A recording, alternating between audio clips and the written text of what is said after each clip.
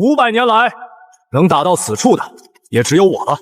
今天我们就要会战匈奴的主力了，我要你们和我一起马踏连营，我要你们和我一起血战沙场，让我们的子孙永不再受战乱之苦。不破敌军，誓不回转。不破敌军，誓不回转！不破敌军，誓不回转！转眼间，已经在大秦成为扶苏10年了吗？时间过得真快啊！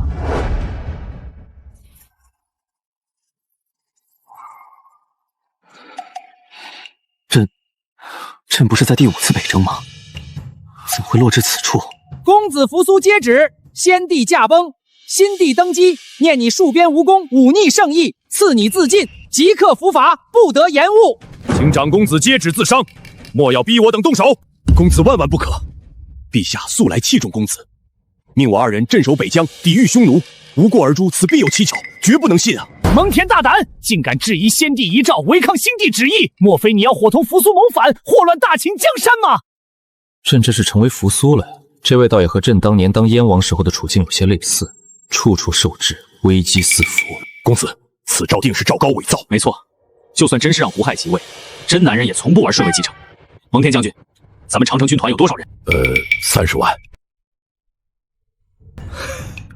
这辈子都没打过这么富裕的仗。刚才那旨意说什么？诏书让公子自杀。什么？诏书让我带兵回家？不是，是让胡亥公子当皇帝，还让我杀我弟。没关系，这次我是长子了，大侄子和小兄弟都一样。扶苏公子好大胆子，竟敢亵渎圣旨，忤逆新帝！来人，送扶苏公子上路。是，我可是代表陛下传旨，你敢杀我，就是造反，就是反贼！就你们这些鸟人，还能踹了朕的窝子不成？假传圣旨，谋害楚军，今日便取你们狗命，以我靖难之志！公子，您这次似乎是有些草率了。斩杀传旨太监，等同于与咸阳赵高、胡亥彻底撕破脸面，后果难料啊！蒙将军，事到如今，你还没看出来吗？父皇定是东巡途中崩逝。据我猜测，赵高早已裹挟李斯在沙丘篡改遗诏。除了你我2人，下一步必会屠戮宗室，祸乱朝政。其一，父皇心系江山社稷，楚军戍边，名将镇北，是国之根基。我无过而遭诛杀，悖逆常理。其二，父皇病重之际，必会召我回京继位，远戍北疆赐死，违背立储祖制。其三，传旨之人全是赵高心腹，无宗室重臣见证，无父皇亲笔批注，所以胡亥、赵高等人必是密谋篡位。我与胡亥、赵高已经是不死不休的状态了。臣真是糊涂，为保我大秦社稷，从今往后，末将愿率长城军团誓死追随公子，清君侧，诛奸佞，虽万死不辞。蒙将军，赵高这些年安插的亲信遍布各营，不把这些隐患拔除，咱们今后起兵也会有后院失火的可能。公子所言极是，军中都尉赵霸、校尉苏角偏将射监，皆是赵高一手提拔的心腹。3人分掌长城军团部分部署，平日受咸阳遥控。如今公子斩杀传旨太监，他们既怕公子拿他们开刀，又怕赵高追责，必会抱团作乱，不可不防。既然如此，咱们便先布下眼线，摸清他们的动向，从咱们的嫡系旧部里挑选100余名身手矫健、忠心不二之士，组建锦衣卫，专门监察军中异动，打探情报。锦衣卫直接听命于本公子，不受军中将领节制。公子此计大妙，有这个锦衣卫紧盯各营，咱们也能提前布局，掌握主动权。这次我斩杀了传旨的太监，这些人一定会在近期有所动作。为了不在军中造成更大恐慌，我们先做好准备，静观其变，等他们先动手。公子处事沉稳果决，果然是与以前大不相同。跟着公子，定能成就大事。末将领命。扶苏居然敢斩杀传旨太监，违抗新帝号令，这还真的超出了我的预料。若扶苏真的想要谋反，咱们3人必须要共同进退才是。赵都尉说的对，咱们3人手里也有3万兵马，若是杀他一个出其不意，未必不能与蒙恬的嫡系抗衡。咸阳的赵大人也在等着咱们的消息。若是除掉扶苏、蒙恬，咱们皆是开国功臣，荣华富贵享之不尽。扶苏素来人弱，不习兵事，蒙恬虽善战，可军中人心亦未定。咱们今夜便串联各部亲信，集结所部兵马，趁夜合围主营，擒杀扶苏。好，就这么办。你2人即刻回营整顿兵马，半个时辰后，各率所部在主营外集合。今晚我们要给普令大人与胡亥陛下一个惊喜。传令各营，迅速集结！迅速集结，动作要快！启禀公子蒙将军，赵迸、苏角、射监三人串联各营心腹，全副武装，欲趁夜突袭主营，扬言要斩杀公子，向咸阳邀功。知道了，继续监视他们。公子，您猜的没错，他们果真是要动手。您且退守后帐，安心歇息，待臣率精兵出战，定能剿灭这群叛逆。将军让我躲在后方坐享其成，那可不行。想当年本公子驻守北疆多年，应付这些小毛贼足够了。蒙将军只管埋伏，正面对敌就交给本公子了。公子有如此胆气，我等又有何理由不效此令？敢不效死？长公子居然披甲上阵了，这还是那个温文尔雅的公子吗？公子不惧凶险，与我等并肩作战，此战必能大胜。没错，公子都不怕死，我们又有什么好怕的？扶苏他们居然早就做了准备，难道是我们的计划泄露了？扶苏居然披甲了，这不可能！他分明就是个手无缚鸡之力的书生，装样子而已。而且扶苏顶多只有万把人，我并未见到蒙恬在此，区一个书生罢了。杀掉他，我们就去咸阳领赏。赵霸、苏角、射监尔等依附赵高，假传圣旨，带兵谋逆，祸乱大秦，罪无可赦。今日本公子便亲自领军，清剿尔等乱臣贼子。长公子威武！长公子威武！始皇帝命长公子自尽，但公子却是斩杀来使，抗旨不遵。既然如此，就休怪末将不客气了。末将请公子归天。拿命来！跳梁小丑也敢在阵前狂吠。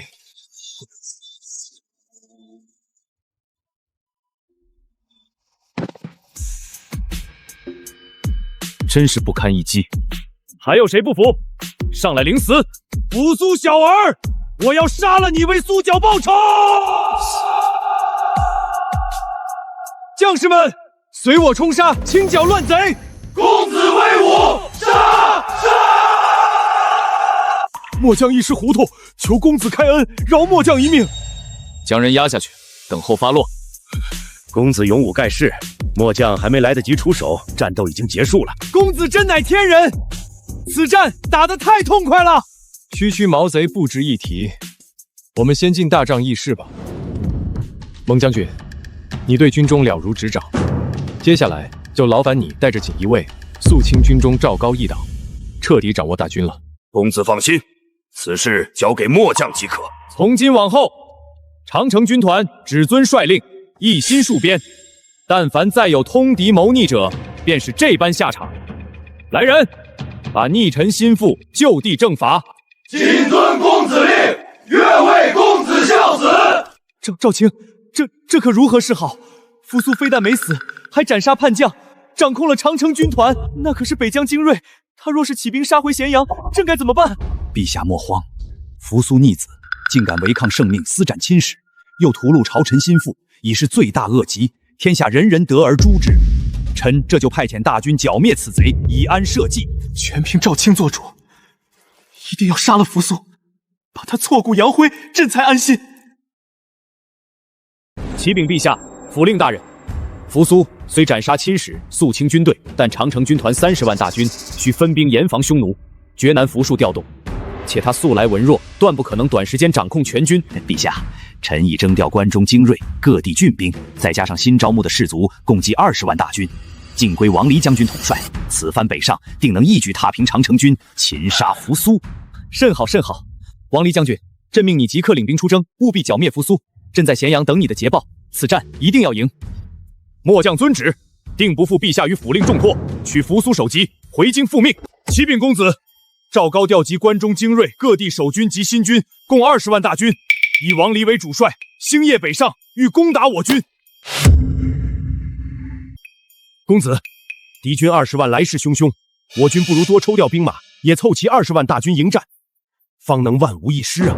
蒙将军不必多言，北方匈奴人生性无信，我等静淡清君侧，绝不能让匈奴趁虚而入，祸乱北疆，屠戮百姓。至少要留下20万大军，死守北疆防线，本公子才放心，绝不能给匈奴任何一点可乘之机。本公子亲率10万精兵出征，即刻派遣使者赶赴匈奴营地，好言安抚，稳住边境局势，能拖多久是多久。公子心系家国，顾全大局，末将佩服，谨遵公子号令。此次长公子举兵，是按照始皇帝的真正诏书所示，并非谋反，而是顺天靖难，不害篡位，赵高乱政，篡改遗诏，屠戮忠良，祸乱大秦江山。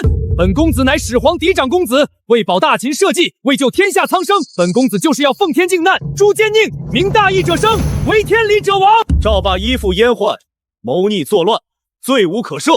今日斩之，以祭军旗，壮我军威。谨遵公子令，奉天靖难，诛奸佞，誓死追随公子，不胜不归。将军，扶苏军选择的驻扎位置是五原隘口，这里地势狭窄，我军兵力虽多，却难以铺开，强攻必遭重创。长城军乃北疆精锐，久守边关悍勇异常，不可小觑啊！扶苏不过是一个懦弱公子，仗着蒙恬救护撑腰罢了。我军兵力占优，只需耗其锐气，断其补给，再寻机破阵，不愁拿不下这隘口。传令，全军就地扎营，构筑壁垒，与敌对峙，在潜势后探查敌军布防，等待进攻时机。公子，王离并未强攻，反倒下令扎营，看来是想与对峙。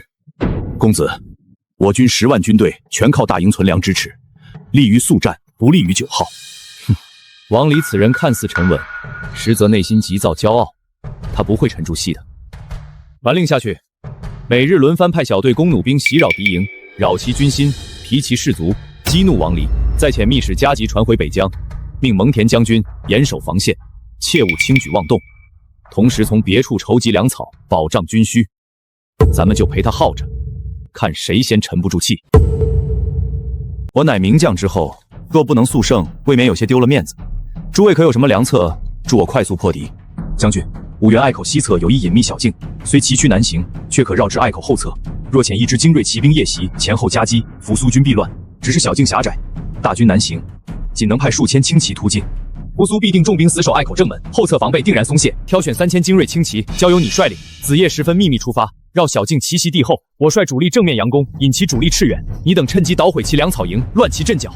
末将定不辱使命。公子，王离军的数千轻骑在今夜悄然离营，看样子是想绕后奇袭。果然，王离还是沉不住气啊！传令，抽调2000精兵埋伏于小径出口，布下滚木雷石陷马坑，待敌骑进入伏击圈，尽数围剿，再令正面守军。若是王离率军来攻，便佯装败退，将人放进来，引诱王离主力进攻。到时候，本公子会给王离准备一桌好菜的。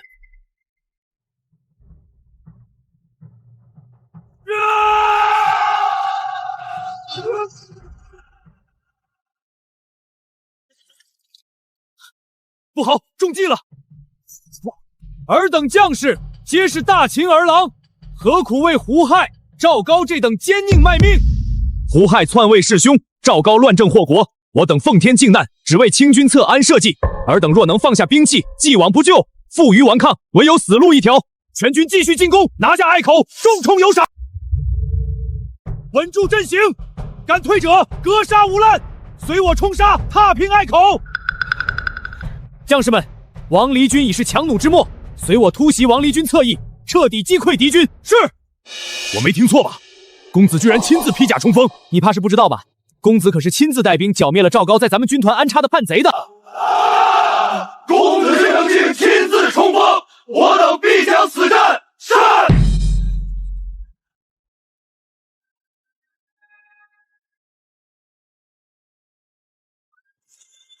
将军，我们此刻已经是全军溃败，再不走就来不及了。大势已去了，撤！秦法严厉，再加上镇赏公子，收服这些士兵倒是并非难事。大秦的将士们，王离已败，尔等回去定然受罚。若效忠本公子，你们皆可戴罪立功。谢公子宽仁，我等投降。臣无能，兵败五原，损兵折将，恳请赵大人治罪。王离，20万大军竟败于扶苏一介书生之手，你真是丢尽大秦颜面。陛下念你世代忠良，且眼下军情危急，暂免你死罪，命你即刻收拢残部，征调关中青壮，防守泾水渡口。倘若再失败，定斩不饶。王离，这次若再败，朕就将你抄家灭族。臣领旨，臣绝不让叛军前进一步。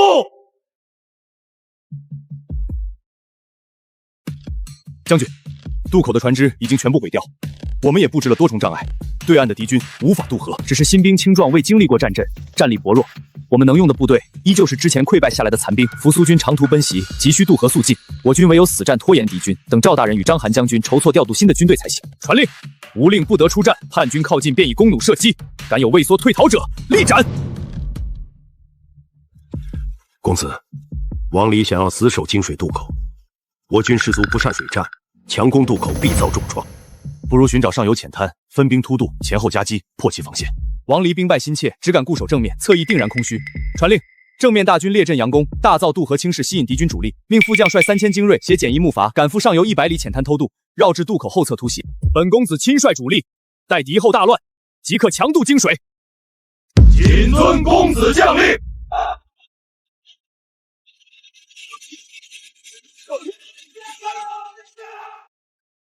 将军，不好了！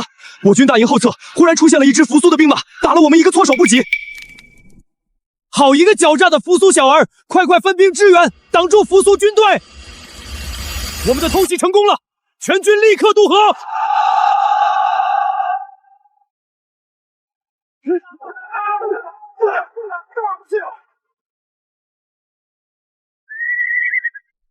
泾水渡口已破，咸阳近在咫尺。将士们，随我踏平咸阳，轻杀胡亥，赵高奸佞，安定大秦社稷。听军策，按社稷，谨遵公子令。听军策，按社稷，谨遵公子令。陛下，赵大人，泾水渡口已然失守，我军全线溃败，王离将军羞愧自尽，扶苏叛军已渡过泾水，不日便会兵临咸阳。废物，全是废物！20万大军守不住一个渡口，扶苏叛军转眼就到。朕的大秦要完了吗？谁能救朕？谁能守住咸阳？陛下，如今叛军势大，我大秦精锐尽丧，咸阳城内守军不足10000人，粮草军械也难以支撑一场大战了。硬拼绝非良策。扶苏本是长公子，性情仁厚，不如前时与他议和，休养生息，再图后继，方能保全大秦社稷。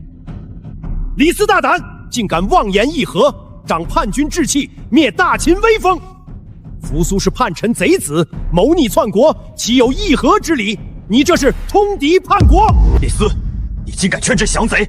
莫非你与扶苏已经暗通款曲，有不臣之心？李斯，念在你有功于大秦的份上，回家颐养天年去吧。我们该如何是好啊？陛下无需惊慌，我们还有10万大军可迎战叛军。10万大军？哪来的10万大军？陛下，章邯将军智勇双全，久经沙场，如今国难当头，可将骊山行徒、府中奴兵交于他统领，组建新军，迎战扶苏叛军，这是大秦最后的希望。章邯将军，若你能击退叛军，守住咸阳，便是大秦功臣；若败了，你我皆死无葬身之地。臣章邯领旨，定当竭尽所能，整肃新军，击退叛军，誓死守卫咸阳，不负陛下与赵大人重托。秦氏暴虐，如今扶苏兵临城下，章邯率刑徒军迎战，双方相互厮杀，正是我等复辟古国的绝佳时机。我楚地旧部已准备就绪，只需静待时机，便可挥师西进。相公切莫心急，扶苏麾下长城精锐强悍，章邯虽有刑徒军，却多是乌合之众，未必能抵挡。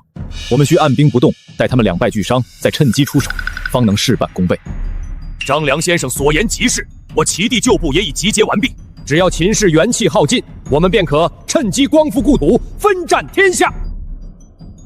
将军，我军的粮草仅够支撑3日，拨付给我们的军械甲胄也多有残缺，不少刑徒私下抱怨，甚至有人妄图逃脱，军心难以稳定。尔等皆是戴罪之身，陛下开恩赦你们不死，赐你们兵刃，让你们随军杀敌，这是你们赎罪的唯一机会。击退叛军，便有良田美宅，加官进爵。若敢临阵退缩，私逃哗变，定斩不赦。大秦存亡，在此一战，随我死守咸阳者生，退者死。赵大人，章邯将军已在骊山整编好刑徒军，只是粮草军械短缺严重，章邯将军屡次派人催要。另外，咸阳城内百姓听闻扶苏大军相至，人心惶惶，不少富户和百姓暗中收拾财物，妄图出逃，街头流言四起，都说大秦要亡了。章邯军队的粮草军械依旧只拨发30%，够他支撑一战便可。敢造谣生事者，杀无赦。但凡是出逃的人，立刻抄家灭族，财物充作军饷。公子，章邯已在骊山整编16万刑徒军，驻守咸阳城东壁垒，只是这支军队军械简陋，粮草不足，军心也全靠严刑地罚维系。赵高在城内大肆搜刮财物，百姓怨声载道。传令全军于咸阳城外10里安营扎寨，围而不攻。得令。再派信使入城，送劝降书于胡亥、赵高，并在城内传播消息，言明本公子只诛赵高奸佞，不伤百姓，以瓦解城内军心。好，扶苏围而不攻，章邯军队战斗力一般。赵高乱政失心，但定会负隅顽抗。我等只需静待他们两败俱伤，便可挥师西进，复辟大楚。相公切莫大意，扶苏绝非庸才，其麾下长城兵精锐强悍，赵高恐怕撑不住多久。若扶苏速胜，平定咸阳，掌控秦氏，我等复辟大计便会严重受阻。张良先生所言极是，看来我等需要加快起事的速度了。我这就联系陈胜，加大对他资助的力度才行。大秦有扶苏这等人物，现在恐非良机，看来我还是得继续隐居，静待时机才是。陛下，万万不可相信扶苏的鬼话，他这是假意劝降，实则想诱骗陛下开门，谋夺大秦江山。章邯将军率16万大军驻守城外，粮草军械充足，定能击退叛军，护陛下周全。真的吗？赵卿，你可千万不能骗朕，朕不想做亡国之君啊！陛下放心，老奴定当护陛下周全。章邯将军很快便会传来捷报，届时定能彻底击溃扶苏叛军，保住大秦江山。章邯将军，你本是忠勇之士，何必为赵高奸佞所用，助纣为灭？赵高假传遗诏，祸乱朝纲，搜刮百姓，大秦早已民怨沸腾。你若能幡然醒悟，归顺于我，共诛赵高，安定天下，我必保你荣华富贵，不负你一身才学。公子心意，末将心领。只是末将已领了旨，当死守咸阳，护大秦江山。今日之事，唯有一战。上！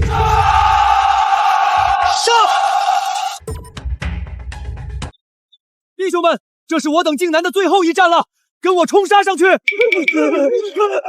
不许退，逃跑者斩！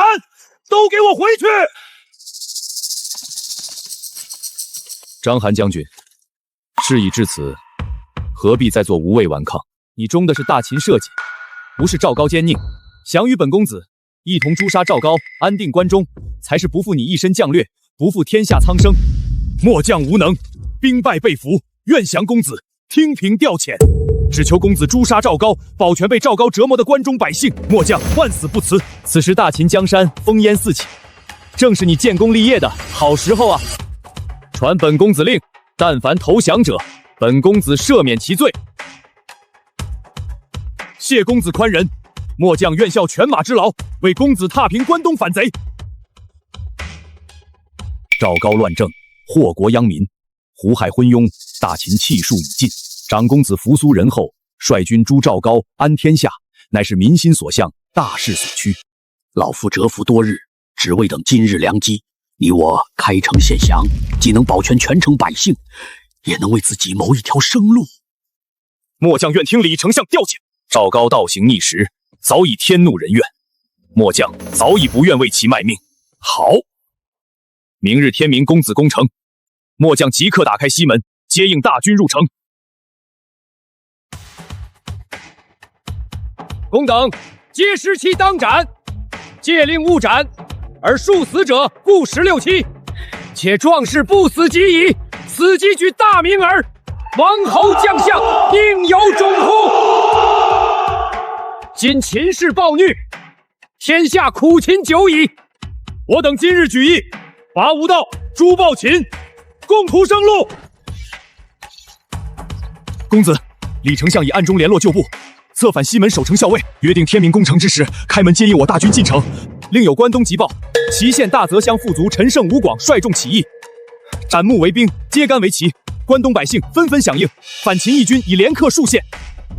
公子，末将愿率军攻打咸阳城，将功赎罪，不负公子信任。好，传我将令，全军出击，三面围城，佯攻东门、南门，主攻西门。章邯将军率先锋接应内应，今日必破咸阳，诛杀赵高。开城门，接应长公子大军，诛杀赵高奸佞。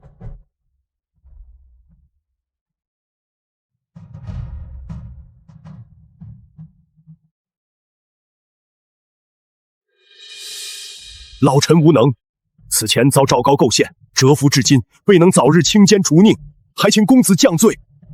老臣愿竭尽残躯，辅佐公子安定天下，弥补过往之过。丞相忠心可见，若非丞相及时内应，咸阳并非那么容易拿下。今后关中政务，便劳烦丞相多费心，废苛政，扶百姓，重振大秦社稷。赵高，你祸乱朝纲，构陷忠良，苛政虐民，致使天下大乱，大秦危危，罪无可赦。今日将你当众处斩，胡亥则是废为庶人，不得离开咸阳半步。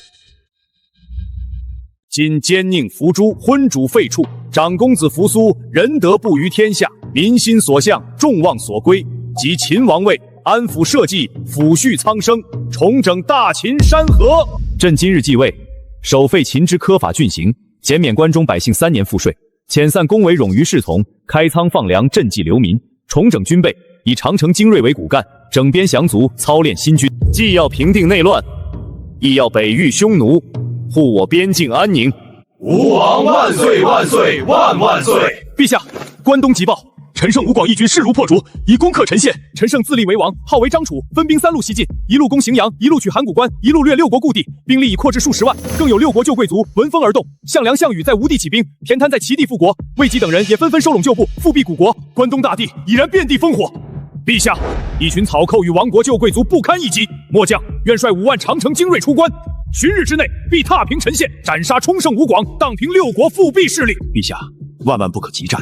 我军刚刚平定关中，军心民心未稳，粮草军械也尚在筹措。义军的人数巨多，占尽地利人和，且6国旧贵族暗有响动，贸然出关，恐怕会腹背受敌。臣以为，应当先死守函谷关，扼守关中门户，整军备战，待时机成熟，再挥师东进，各个击破。丞相所言极是，朕任命章邯镇守函谷关，蒙恬兼顾北境边防，就算关东再乱，匈奴也不得不防。弟兄们，给我冲！拿下函谷关，诛灭暴秦！一群乌合之众也敢犯我大秦雄关，将士们放箭！陈胜吴广以立张楚，秦廷新军继位，虽整顿关中，却被义军牵制于函谷关，无暇东顾。此乃我大楚复辟的天赐良机，我项氏世代楚将，当举兵伐秦，复我大楚社稷，与群雄共分天下。叔父所言极是，秦廷灭我大楚，杀我先祖，此仇不共戴天。侄儿愿为先锋，率精兵攻城略地，定要踏平咸阳，取秦军首级，以祭楚国英灵。传令，大军立刻挥师北上，攻占楚地城池，收拢旧部，扩充兵力。末将领命。同时遣使联络齐、魏、韩等腹部势力，约定合纵伐秦。陛下，关中政务已步入正轨，粮草军械筹备过半，新军操练初见成效。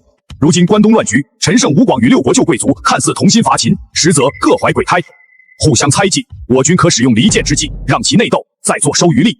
丞相所言极是，内乱虽急，匈奴边患亦不可忽视。传朕旨意，蒙恬率军北赴九原，加固边防，震慑匈奴；章邯死守函谷关，拖垮义军。锦衣卫潜入关东，离间群雄，散播流言，让其自相残杀。朕倒要看看这群乌合之众能掀起来多大风浪。将军，义军已是强弩之末，士卒厌战，粮草告急，军心涣散，毫无战力。我军以逸待劳，此刻出关，定能击溃周文所部，全歼西晋义军。全军出击，踏平贼寇！将士们，随我出关，杀尽贼寇，缴获粮草，建功立业的时候到了！杀！降者不杀，负隅顽抗者格杀勿论！快撤！秦军势大，不可硬拼，留得青山在，不怕没柴烧。义军不堪一击，传令下去，大军挥师东进，直取陈胜所在陈县。王上，周文兵败，非秦军不可敌，只因义军多为流民，未经操练，粮草不济。当下应收拢残部，操练新军，囤积粮草，再谋西进，切不可急躁冒进。住口！朕兴兵伐秦，势如破竹，岂容你长他人志气，灭自己威风？周文兵败，见是你治军不严所致，再敢胡言，休怪朕治你通敌之罪。臣听闻吴广将军暗中勾结6国贵族，私通消息，意图夺权。此次周文兵败，恐非偶然，或是吴广故意为之，意在削弱大王势力。吴广，你可知罪？朕念你随朕起兵之功，暂不追究。若再敢有二心，朕定斩不饶。王上明察，臣忠心耿耿，绝无反心，恳请王上勿信谗言，以天下大局为重啊！够了，你出去吧。陈胜匹夫，竟敢背信弃义！朕好心与你联手伐秦，你却图谋我齐地。我齐国将士绝不答应！即刻调兵，严守边境，敢越境者，杀无赦！臣遵令。速传消息至魏旧、韩地旧部，告知陈胜背信弃义之举，提醒他们谨防陈胜暗算，各自严守疆域。臣遵旨，立刻东身传信。将军，陈胜出身草莽，一旦得志，便丧失了本心。君臣离心，众叛亲离，败亡只在朝夕。六国旧贵族各怀私心，貌合神离，成不了大事。我项是当立楚王后裔，收拢楚地民心，养精蓄锐，待他们两败俱伤，再挥师西进，天下可图。也罢，便以军师之计，暂且隐忍，待时机一到，必踏平陈县，斩杀陈胜，再破函谷，取咸阳。军师所言极是，即刻派人寻访楚王后裔，立为新王，以正名号。同时加紧操练兵马，囤积粮草，静观关东乱局，伺机而动。孙将军令。臣章邯，幸不辱陛下使命，以击溃周文义军，缴获粮草辎重无数，降卒数万，请陛下定夺。陛下，关东离间大计成效显著，陈胜与六国贵族反目内讧，反秦联盟分崩离析，各势力互相猜忌，剑拔弩张。章邯将军劳苦功高，加封上将军，执掌关东战事，传朕令。后代降卒，愿留者编入新军，愿归乡者发放路费，以彰显我大秦仁德。锦衣卫继续散播流言，加深关东各方矛盾，彻底瓦解反秦联盟。章邯整军继续进军，尽快消灭掉陈胜反贼。将军，陈胜城破只在旦夕，末将愿率先锋登城，取贼首陈胜相人头。不必强攻，只要我们围而不打，耗光城内粮草，贼军自乱。届时入城，不伤百姓，只诛首恶。末将遵令。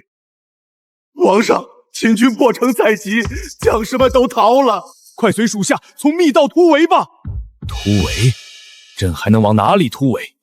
周文兵败，六国反目，朕已是孤家寡人，就算突围，也难逃一死啊！皇上，留得青山在，不怕没柴烧。只要突围出去，召集残部，我们尚可卷土重来。恳请王上速随属下突围。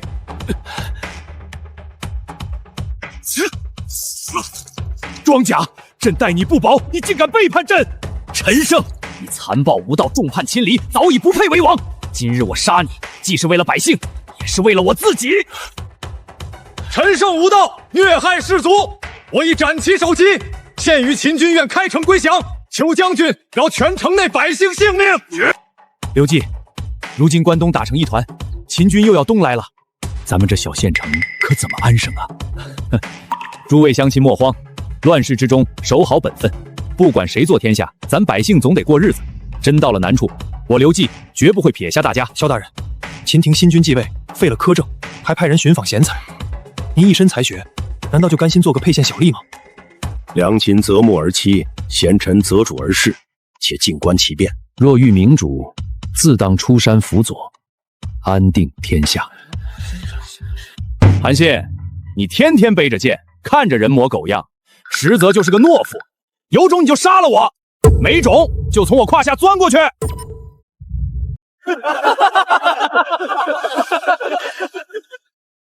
今日之辱，我记下了，他日必百倍奉还。这韩信空有一身蛮力，却如此懦弱，怕是难成大事啊！匹夫之勇不俗德，待他日得遇明主，我定要统帅千军万马，立不世之功，雪今日之耻。果然是个懦夫，从我胯下钻过去的货色还敢嘴硬，我倒要看看你能有什么出息。陛下说过，韩信、萧何二人皆非池中之物，这才特意让咱们来寻找。现已确认二人踪迹，情报属实，将二人情报传回，然后等待陛下决断。我即刻将此密报送往咸阳，呈于陛下圣裁。千户放心，我等会继续监视二人动向，若有任何变化，即刻传信禀报。如今张楚已灭，秦军气焰正盛，我等依旧按兵不动，让秦军去收拾齐魏韩残余势力。待秦军疲惫，我楚军再一举出击，定能大破秦军，复我大楚江山。将军深谋远虑，此时按兵不动，坐收渔利，乃是上策。待秦军与六国残部两败俱伤，我军便可一举荡平关东，重振大楚声威。亚父与叔父太过谨慎，秦军虽强，我楚军亦非弱则，不如即刻出兵与秦军决战，早日踏平咸阳，复我大楚。齐魏残部已是惊弓之鸟，我军明日挥师北上，彻底击溃他们。谨遵将军。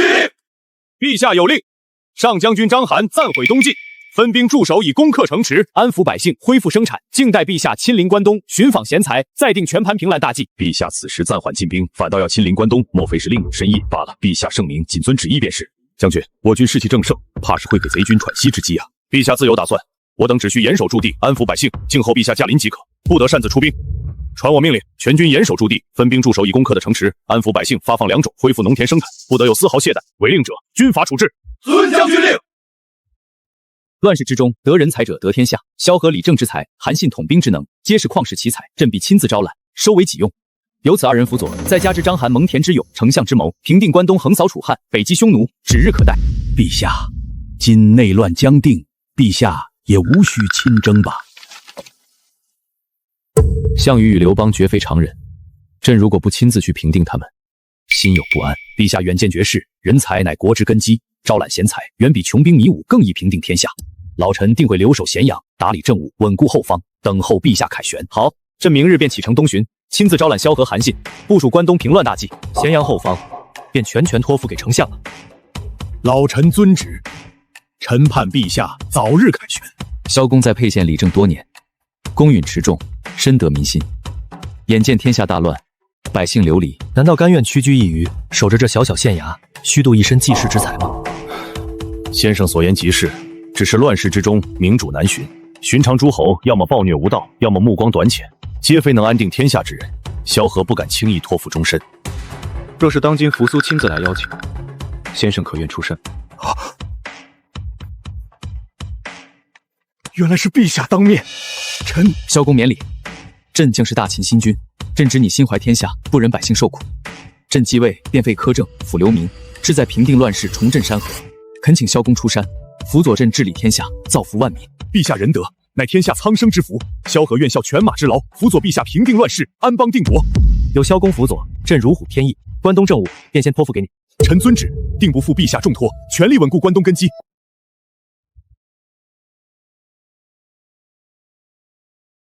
这就是兵仙韩信吗？你便是韩信，甘受胯下之辱，却不成匹夫之勇，胸藏韬略，却无人赏识。难道甘愿一辈子困顿于此，埋没一身将才吗？先生慧眼，韩信并非懦弱，只是小不忍则乱大谋。若遇明主，韩信愿为其征战四方，横扫天下，立不世之功。若朕直接任命你做将军，你可愿意？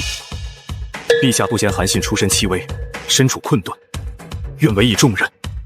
此等知遇之恩，韩信莫齿难忘。朕知你有旷世将才，从今往后，关东兵权，朕便交予你一部分。你可就地募兵练兵，打造精锐之师，为朕荡平关东群雄。臣遵旨，定不负陛下厚望，横扫乱贼，扬我大秦军威。草民刘邦拜见陛下。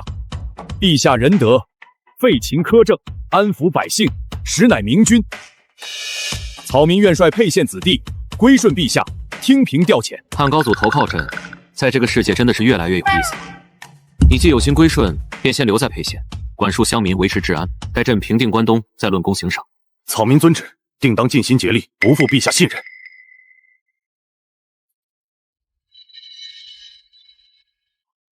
多加派人手盯住此人，密切监视其一举一动，有任何异常即刻汇报。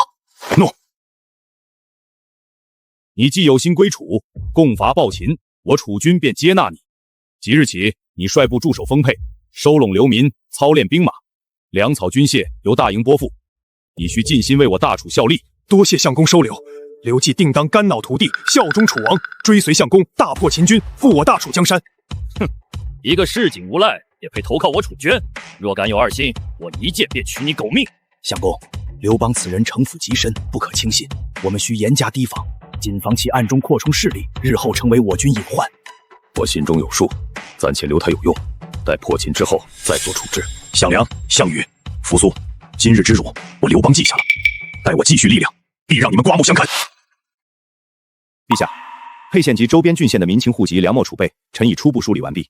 此地历经战乱，百姓流离，耕地荒芜，苛政余毒未清。当务之急是轻徭薄赋，安抚流民，复耕农田，稳固根基，收拢民心。陛下，乱世之中，兵权为要。关中蒙恬将军镇守北境，难以分兵兼顾关东。臣恳请陛下拨发粮草军械，臣愿就地收拢青壮，操练新军。摒弃旧秦军科严军规，严明赏罚，打造一支精锐之师，清剿流寇，制衡割据势力，为陛下平乱铺路。萧公理政之策，切中要害，就按此施行。归顺大秦的郡县，一律减免3年赋税，归还流民田产，拨付2种农具。臣领命。韩信将军所言正合朕意，朕命你即刻募兵练兵，兵权尽归你手，朕只看成效。臣遵旨，定不负陛下重托。萧大人，多亏了陛下的仁政，咱们这些流民终于能回家种地，有饭吃，不用再颠沛流离了。咱们定当勤恳耕作，绝不辜负陛下与大人的恩德。老人家言重了，陛下心系苍生，废苛政安流民，就是为了让百姓安居乐业。诸位只管安心耕作，后续农具粮纸，官府都会逐一拨发。有任何难处，尽管到县衙禀报，本官定当妥善处置。多谢萧大人，多谢陛下。将军，新兵多为流民农夫，从未上过战场，毫无搏杀经验，短期内怕是难成精锐。若遭遇敌军，恐难抵挡，短期恐怕很难成军啊！还我将令！兵不在多，在精；将不在勇，在谋。流民虽无战力，却饱受战乱之苦，渴望安稳。只要训之以法，晓之以义，赏罚分明，这支部队必将成为一支精锐之师。末将遵命，传我将令，每日寅时操练，苦练搏杀与阵型配合，怯战者严惩，立功者重赏。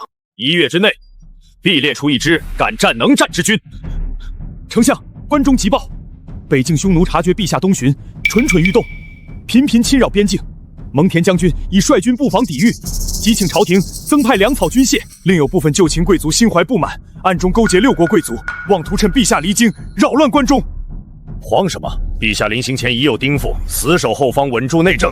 传我命令，即刻调拨粮草军械，加急送往北境，支援蒙恬将军。应禁军封锁京城要道，严查往来可疑人员。但凡发现有可疑人员和造谣生事者，一律缉拿归案，严惩不贷。务必守住关中根基，静候陛下归朝。遵丞相令，即刻传达政令。陛下，刘邦归顺楚军后，项梁未重用，仅命其驻守丰沛，范增利剑，除掉刘邦。项梁未允，关中传来急报，匈奴侵扰北境，旧贵族伺机作乱。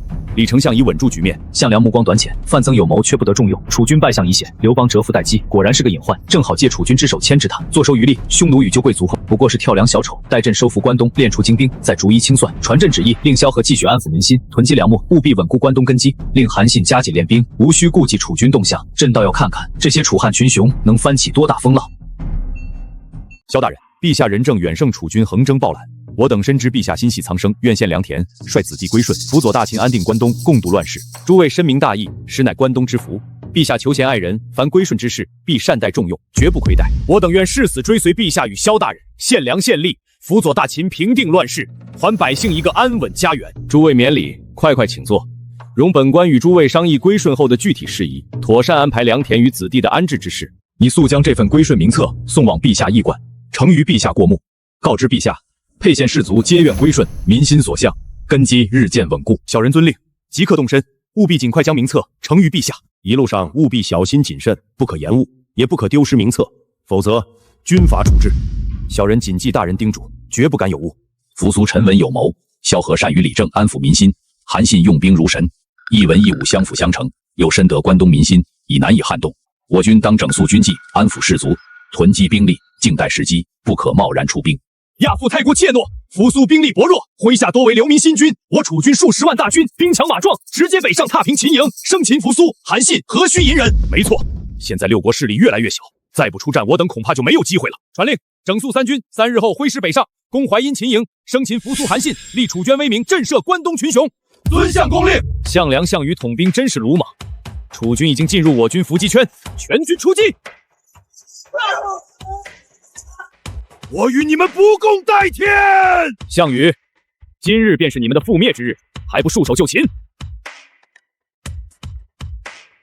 项梁、项羽刚愎自用，不听忠言，葬送我大楚基业呀！项梁就这么败了？楚军数10万大军，竟打不过一群流民新军。大哥，秦军大胜，军威正盛，咱们速速派人前往秦营请降，晚了就来不及了。韩信，扶苏小儿，此仇我项羽铭记于心。他日必率江东子弟踏平关中，将你们碎尸万段，以祭相公在天之灵。少将军，如今我军元气大伤，兵微将寡，切不可再意气用事。当务之急是退回江东，据江而守，收拢兵员，整肃军力，囤积粮草，静待时机，万万不可再与秦军正面交战了。我知道了。待会儿见到陛下，切记不可多言，一切看我眼色行事，务必放低姿态，俯首帖耳，哪怕装孙子也要保住性命。只要能回到丰沛，咱们还有翻身的机会。大哥，咱们真要对那扶苏低头，实在不行，咱们跟他们拼了，也不受这窝囊气。糊涂！项梁几10万大军都败了，咱们这点兵马还不够秦军塞牙缝的。忍一时风平浪静，只要人活着，总会有机会的。罪臣刘邦叩见陛下，陛下圣明，韩将军神勇，大破楚军叛逆。臣听闻捷报，欣喜万分，特来向陛下请罪。此前归顺楚军，实属被逼无奈，还望陛下开恩，饶臣一命。你倒是会说，哼！刘邦，你被逼无奈，朕怎么听闻项梁出兵之时，你暗中囤积兵马，妄图坐收渔离，甚至想在秦楚两败俱伤后奔顶关东。陛下明察，这都是小人造谣污蔑，臣绝无此心啊！臣一介布衣，能有口饭吃便知足了，岂敢有不臣之心？求陛下明鉴，臣愿永世效忠大秦，驻守丰沛，为陛下镇守一方，绝不敢有半分异心。刘邦狼子野心，刘之必为后患，臣请命将其斩杀。朕知你素来圆滑，也知你心存不甘，念在你主动归降，未曾与秦军为敌，今日便饶你一命。但丰沛乃关东要地，你须将麾下半数兵马交由韩信节制，每月上交粮秣，且须将亲钻送至咸阳为质。你可愿意？臣遵旨，谢陛下不杀之恩，臣定当恪尽职守，绝不敢有半分违逆，誓死效忠陛下。陛下，刘邦狼子野心，乃心腹大患，为何不趁此机会将其铲除，以绝后患？杀一个刘邦易如反掌，可杀了他，关东其余割据势力必会人人自危，联手抗秦，反倒平添麻烦。暂且留他性命，加以钳制，既能安抚关东势力，又能让他牵制江东项羽。待朕平定江东，扫清残余，再取他性命，易如反掌。陛下深谋远虑，臣自愧不如。臣定会严控刘邦兵权，紧盯刘邦动向，绝不让他有半分变动之机。大哥，锦衣卫那边一直有人盯着咱们以后招兵买马得格外小心才是。咱们在明面上服从扶苏，做足顺从模样，但异地里咱们需派心腹联络沛县、丰县的旧友乡邻，招纳青壮壮丁，粮草藏进城郊的密窖，切记要避开锦衣卫眼线。朱棣此刻盯着江东项羽，无暇顾我，正是咱们偷偷壮大的良机，一丝一毫都不能懈怠。大哥放心，属下一定办妥，绝被暴露行踪。尔等要苦练杀敌本领，待来日渡江西进，必斩韩信、朱棣狗头，祭奠项氏亡魂，重振我大楚雄风。重振大楚，誓死追随少将军。少将军，我军虽然已收拢3万江东子弟，但粮草军械堪堪够用。眼下要紧的是加固沿江防线，扼守渡口，严防朱棣大军渡江南下。刘邦与朱棣面和心不和，绝不会真心助纣为虐。待北方有变，我军便可趁机出兵，收复关东失地，一雪前耻。不等北方有变，只需再练1月精兵，我便率军渡江，先灭韩信，再斩朱棣。我项氏子弟从无龟缩隐忍之徒。启禀陛下，丰沛刘邦最近表现的一切如常，按时到缴粮秣，旁支亲传已送往咸阳，只是暗中派心腹招纳青壮，所招之人多为老弱残兵与流民，小动作不断。江东项羽日夜操练兵马，加固江防，范增四处筹措粮草，楚军兵力已达3万，蠢蠢欲动。韩信将军，朕将麾下全部大军交于你手，这一仗你可尽情施展你统兵的才华，你继续安抚关东百姓，督办粮草军械，足子补借前线。刘邦的小动作不必急于戳破，派人继续监视即可。等我收拾完江东项羽，再回头收拾这只地头蛇。臣遵旨。今日，朕将与我大秦锐士一起踏平江东。大哥，江东传来消息，项羽按耐不住，已经整顿兵马，不日就要渡江西进，跟秦军死斗。咱们藏在城郊的粮草和青壮都已筹备妥当，要不要趁机再扩战些人手，趁机起事？不急，项羽性子刚烈，此番渡江必是硬碰硬，正好让他跟秦军两败俱伤。咱们只管守好丰沛，坐山观虎斗，不管哪边赢，咱们都能从中渔利。切记，万万不可掺和进去，暴露咱们的实力。大哥思虑周全，属下记住了，绝不贸然行动。少将军，不可贸然渡江啊！江北被萧何精灵的有声有色，且秦军必定早有防备。我军粮草不足，后援单薄，贸然出击必陷险境。求少将军三思，再隐忍几日，待时机成熟再出兵。亚父无需多言，我项氏子弟没有临阵退缩的道理。今日我必渡江杀敌，不报此仇，誓不还兵。传令全军即刻开拔，渡河西进。遵少将军令，即刻开拔，渡河西进。大势去矣，少将军刚愎自用，此番出兵，怕是要栽在韩信手里呀！您要保重身体，少将军勇猛，或许能大败秦军，凯旋而归。这恐怕是我大楚的最后一战了。启禀韩将军，项羽率3万楚军分成100余艘战船，已渡江过半，直奔我军大营而来，距离江岸不足10里。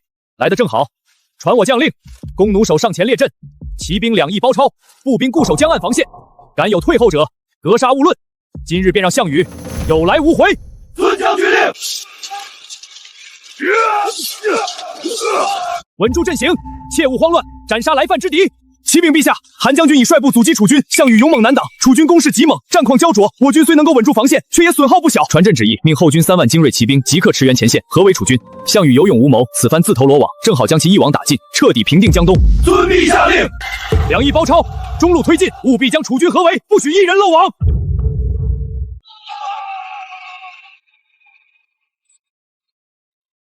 我项羽纵横半生，从未败得如此惨烈，此天亡我，非战之罪。愿随少将军死战到底。尔等继续顽抗下去，只有死路一条。立即放下兵器投降，可饶尔等性命。我等愿随少将军赴死，绝不投降。项羽，你已身陷绝境，何不投降？尚可留得一命。哼，我项羽一生高傲，宁死不降。少将军，江东虽小，仍有千里之地，数十万民众足以称王。快上船，留得性命，他日必能卷土重来。天之亡我何度为？切记最初与江东子弟8000人渡江而西，如今历经战乱，仅剩寥寥数人。尊江东父兄连而亡我何面目见之？纵必不言，极毒，无愧于心乎？霸王，朕敬你是一条好汉，念你一世英雄。你若投降，仍不失王侯之位。我项羽一生攻无不克，战无不胜。今日兵败，宁死不降，绝不做秦军阶下囚。启禀陛下，范增见项羽战死，不愿降秦，已在营中自缢身亡。范增忠君不二，也是一位忠臣。传朕旨意，将范增厚葬，以敬其忠。遵陛下令。启禀陛下，项羽于乌江边拔剑自刎，楚军残部尽数归降，江东群龙无首，传奇而定。项羽自刎，江东大定，自此再无战乱。传朕旨意，厚葬项羽，安抚江东百姓，减免赋税，收拢民心。项羽已死，扶苏虽暂定江东，根基未稳，咱们趁此时机暗中扩充兵力，待时机成熟便可。奉陛下旨意，刘邦暗藏一心，私蓄兵甲，意图谋逆，罪无可受，即刻捉拿归案，就地正法，其党羽一并清剿，绝不姑息。你们敢？我大哥乃是忠臣良将，岂容你们污蔑？奉陛下旨意行事，反抗者格杀勿论。大秦连年战乱，百姓苦不堪言。昔日始皇苛政，民不聊生；今日朕便废苛政，安民生。传朕旨意，减免天下赋税3年，轻徭薄赋，废除严刑峻法，宽刑慎法，开仓放粮，归田务农，让百姓休养生息，重振大秦国力。陛下圣明，新政利民，大秦必兴。启禀陛下，大事不好！北方匈奴首领冒顿单于已一统草原各部，整合40万铁骑，挥师南下，攻我大秦边关数城。边关守军节节败退，告急文书如雪片般传来，北疆危在旦夕。冒顿野心勃勃，率匈奴铁骑犯我疆土，匈奴不除，北疆永无宁日，大秦永不安稳。朕意已决，朕要御驾亲征，北伐匈奴。韩信听令，命你为北伐先锋，率10万精锐铁骑，即刻北上，驻守边关，阻击匈奴前锋，不得让其再越雷池一步。萧何留守后方，督办粮草军械，保障北伐大军补给，不得有误。臣遵旨，定不辱陛下重土。大秦将士，匈奴蛮夷犯我边境，欺我百姓，今日朕带你们北伐杀敌。此物虽小，却是骑兵战斗力增加的关键。有了马鞍马定，我大秦铁骑就能够纵横草原，让匈奴看看谁才是天下之主。太好了，有了此物，我大秦铁骑的战斗力可提高数倍不止啊！陛下，有了此物，打赢匈奴就更有把握了。哈哈哈哈！不，我们追求的不是打赢，而是歼灭。3000营为锋，5军营为盾。此番北伐，不逐匈奴，不斩冒渎，誓不还师，定要打服胡虏，永安北疆。秦军威武！辽军威武！秦军威武！陛下万岁！草原之狼，喂不饱也养不熟，要么打服，要么打死。朕这一生征战四方，今日既来，必清北疆祸患。冒顿，你犯疆杀民，今日这草原就是你的葬身之地。扶苏，你中原步兵也敢来草原撒野，趁早退兵，否则埋骨于此。大秦儿郎，杀！踏平匈奴，肃清北疆。可恶啊！我不甘心！犯我大秦者，虽远必诛。北疆从此只有大秦旌旗，没有匈奴王庭。草原民族是我农耕文明的心腹大患，看来以后每过几年都得来溜达溜达。大秦的地盘还是小了点，东胡、灵狐、楼烦、岳氏、乌孙，看来朕得赶紧培养一个高智出来，然后朕就出去征战沙场，把这些疆土全打下来。